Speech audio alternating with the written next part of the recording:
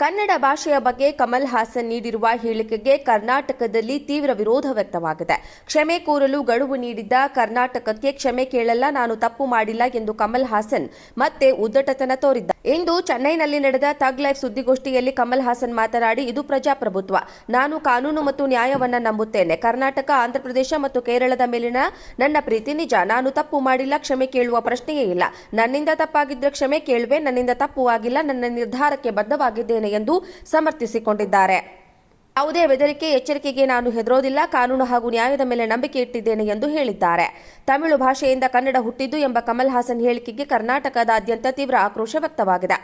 ತಮ್ಮ ನಟನೆಯ ಥಗ್ life cinema ಸುದ್ದಿಗೋಷ್ಠಿಯಲ್ಲಿ ಕನ್ನಡದ ಹಿರಿಯ ನಟ ಶಿವರಾಜ್ ಕುಮಾರ್ ಅವರ ಎದುರೇ ಕಮಲ್ ಹಾಸನ್ ಈ ಹೇಳಿಕೆ ನೀಡಿದ್ದು ಭಾರೀ ಆಕ್ರೋಶಕ್ಕೆ ಕಾರಣವಾಗಿದೆ.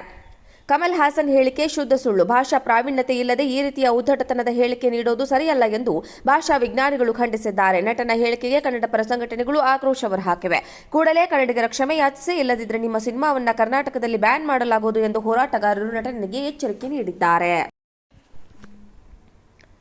ಕನ್ನಡ ಭಾಷೆಯ ಬಗ್ಗೆ ಕಮಲ್ ಹಾಸನ್ ನೀಡಿರುವ ಹೇಳಿಕೆಗೆ ಕರ್ನಾಟಕದಲ್ಲಿ ತೀವ್ರ ವಿರೋಧ ವ್ಯಕ್ತವಾಗಿದೆ. ಕ್ಷಮೆ ಕೋರಲು ಗಡುವು ನೀಡಿದ್ದ ಕರ್ನಾಟಕಕ್ಕೆ ಕ್ಷಮೆ ಕೇಳಲ್ಲ, ನಾನು ತಪ್ಪು ಮಾಡಿಲ್ಲ ಎಂದು ಕಮಲ್ ಹಾಸನ್ ಮತ್ತೆ ಉದ್ದಟತನ ತೋರಿದ್ದಾರೆ. ಇಂದು ಚೆನ್ನೈನಲ್ಲಿ ನಡೆದ ಥಗ್ ಲೈಫ್ ಸುದ್ದಿಗೋಷ್ಠಿಯಲ್ಲಿ ಕಮಲ್ ಹಾಸನ್ ಮಾತನಾಡಿ, ಇದು ಪ್ರಜಾಪ್ರಭುತ್ವ, ನಾನು ಕಾನೂನು ಮತ್ತು ನ್ಯಾಯವನ್ನ ನಂಬುತ್ತೇನೆ. ಕರ್ನಾಟಕ, ಆಂಧ್ರಪ್ರದೇಶ ಮತ್ತು ಕೇರಳದ ಮೇಲಿನ ನನ್ನ ಪ್ರೀತಿ ನಿಜ. ನಾನು ತಪ್ಪು ಮಾಡಿಲ್ಲ, ಕ್ಷಮೆ ಕೇಳುವ ಪ್ರಶ್ನೆಯೇ ಇಲ್ಲ. ನನ್ನಿಂದ ತಪ್ಪಾಗಿದ್ರೆ ಕ್ಷಮೆ ಕೇಳುವೆ, ನನ್ನಿಂದ ತಪ್ಪು ಆಗಿಲ್ಲ, ನನ್ನ ನಿರ್ಧಾರಕ್ಕೆ ಬದ್ಧವಾಗಿದ್ದೇನೆ ಎಂದು ಸಮರ್ಥಿಸಿಕೊಂಡಿದ್ದಾರೆ. ಯಾವುದೇ ಬೆದರಿಕೆ, ಎಚ್ಚರಿಕೆಗೆ ನಾನು ಹೆದರೋದಿಲ್ಲ. ಕಾನೂನು ಹಾಗೂ ನ್ಯಾಯದ ಮೇಲೆ ನಂಬಿಕೆ ಇಟ್ಟಿದ್ದೇನೆ ಎಂದು ಹೇಳಿದ್ದಾರೆ. ತಮಿಳು ಭಾಷೆಯಿಂದ ಕನ್ನಡ ಹುಟ್ಟಿದ್ದು ಎಂಬ ಕಮಲ್ ಹಾಸನ್ ಹೇಳಿಕೆಗೆ ಕರ್ನಾಟಕದಾದ್ಯಂತ ತೀವ್ರ ಆಕ್ರೋಶ ವ್ಯಕ್ತವಾಗಿದೆ. ತಮ್ಮ ನಟನೆಯ ಥಗ್ ಲೈಫ್ ಸಿನಿಮಾ ಸುದ್ದಿಗೋಷ್ಠಿಯಲ್ಲಿ ಕನ್ನಡದ ಹಿರಿಯ ನಟ ಶಿವರಾಜ್ ಕುಮಾರ್ ಅವರ ಎದುರೇ ಕಮಲ್ ಹಾಸನ್ ಈ ಹೇಳಿಕೆ ನೀಡಿದ್ದು ಭಾರೀ ಆಕ್ರೋಶಕ್ಕೆ ಕಾರಣವಾಗಿದೆ.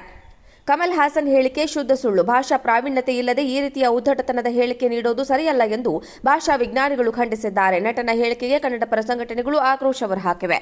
ಕೂಡಲೇ ಕನ್ನಡಿಗರ ಕ್ಷಮೆ ಯಾಚಿಸಿ, ಇಲ್ಲದಿದ್ದರೆ ನಿಮ್ಮ ಸಿನಿಮಾವನ್ನ ಕರ್ನಾಟಕದಲ್ಲಿ ಬ್ಯಾನ್ ಮಾಡಲಾಗುವುದು ಎಂದು ಹೋರಾಟಗಾರರು ನಟನಿಗೆ ಎಚ್ಚರಿಕೆ ನೀಡಿದ್ದಾರೆ. ಕನ್ನಡ ಭಾಷೆಯ ಬಗ್ಗೆ ಕಮಲ್ ಹಾಸನ್ ನೀಡಿರುವ ಹೇಳಿಕೆಗೆ ಕರ್ನಾಟಕದಲ್ಲಿ ತೀವ್ರ ವಿರೋಧ ವ್ಯಕ್ತವಾಗಿದೆ.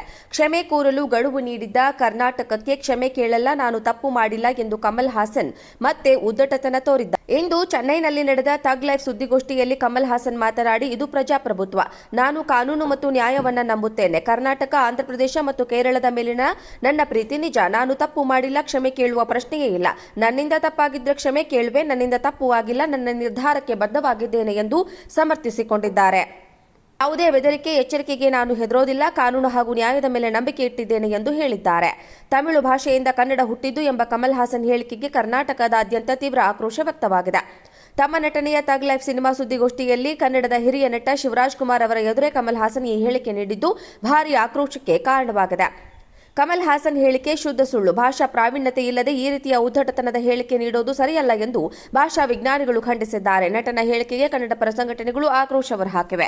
ಕೂಡಲೇ ಕನ್ನಡಿಗರ ಕ್ಷಮೆ ಯಾಚಿಸಿ, ಇಲ್ಲದಿದ್ದರೆ ನಿಮ್ಮ ಸಿನಿಮಾವನ್ನ ಕರ್ನಾಟಕದಲ್ಲಿ ಬ್ಯಾನ್ ಮಾಡಲಾಗುವುದು ಎಂದು ಹೋರಾಟಗಾರರು ನಟನಿಗೆ ಎಚ್ಚರಿಕೆ